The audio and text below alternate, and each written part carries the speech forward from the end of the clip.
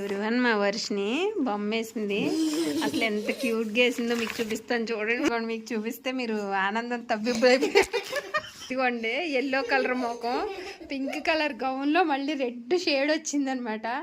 అది బొట్టు చూసారా, కుంకుమ బొట్టు, కాటికి బొట్టు, లిప్స్టిక్ రెడ్, చెవులి బ్లాక్ పెట్టుకుని దిష్టి తగలకుండా, లాలీపాప్ పింక్, దానికి ఏమో గడ్డి మోపెత్తిందో ఏవెత్తిందో నాకు అర్థం కాలేదు.